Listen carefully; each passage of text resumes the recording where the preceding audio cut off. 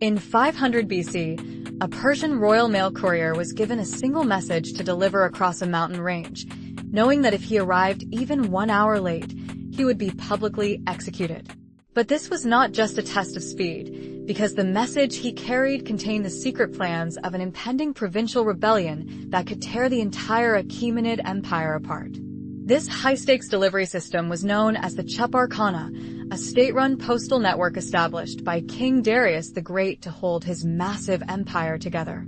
The empire spanned over 2 million square miles, stretching from Egypt all the way to the borders of India, making rapid communication a matter of national survival.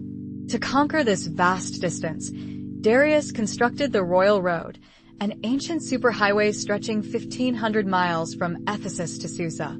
Along this highway, the empire built 111 post stations, spaced exactly 1 day's ride apart from each other. At each station, fresh horses and rested couriers stood waiting, 24 hours a day, prepared to leap into the saddle the moment a rider arrived. But on this specific night, our courier was riding through the treacherous Zagros Mountains, where a sudden, blinding sandstorm wiped out all visibility. In these extreme conditions, the famous ancient historian Herodotus noted that neither snow, nor rain, nor heat, nor gloom of night could stay these couriers from their swift completion of their appointed rounds. But Herodotus wrote that from the comfort of Greece, whereas the actual rider on the ground faced freezing high-altitude winds and sheer cliff drops. The courier had to rely entirely on his horse's instincts to stay on the narrow stone path as the dust stung his eyes and choked his throat. Every second mattered because the rebellious satrap, or governor, of the province was already gathering his cavalry to march against the king. If the loyalist general in Susa did not receive the warning scroll in time, his garrison would be caught completely unprepared and slaughtered in their sleep. The punishment for a courier who failed or delayed a royal message was public impalement along the very road he failed to ride. To prevent any slacking, each courier wore a distinctive bronze medallion bearing the royal seal of Darius, which gave them absolute authority over any civilian they met. If a courier's horse died, he could legally seize any horse from a local farmer, leaving the peasant stranded and ruined on the spot. Our courier's mount was indeed nearing total collapse, its breath freezing in the thin mountain air as they ascended the final pass. Suddenly, the path ahead was blocked by a massive rockslide, a frequent hazard in the unstable seismic zones of ancient Persia.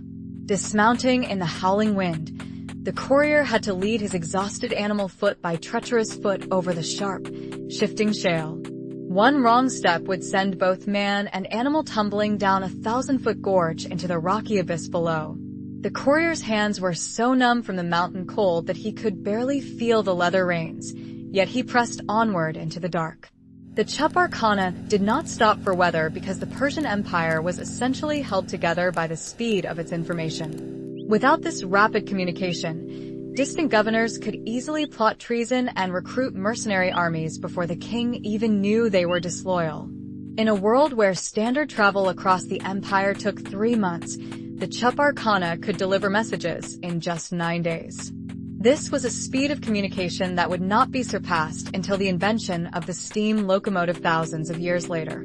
After clearing the rockslide, the courier mounted his horse once more and pushed the beast into a dangerous downhill gallop.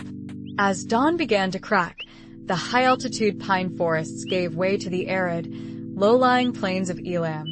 In the distance, the stone walls of Susa and the grand palace of Darius emerged from the morning mist. But the courier's horse was on its absolute last legs, its gallop slowing to a painful, stumbling trot. If the horse collapsed now, just a mile from the city gates, the courier would still face execution for failing to deliver the message directly to the commander. Spurring the horse with his remaining strength, the rider pushed through the bustling morning crowds gathered outside the city walls. The guards at the gate saw the royal bronze medallion on his chest and instantly cleared a path through the crowded streets.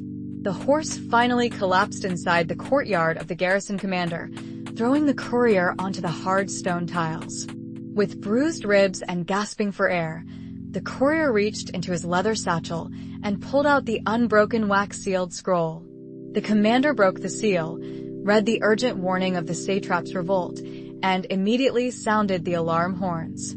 Within hours, the loyalist garrison marched out of Susa to intercept the rebel army, catching them completely off guard and crushing the rebellion. The empire was saved, not by a massive army or a brilliant general, but by a single exhausted man who refused to stop in a mountain storm. This incredible feat of endurance explains why the Persian Empire survived for over 2 centuries despite its massive size and constant internal threats.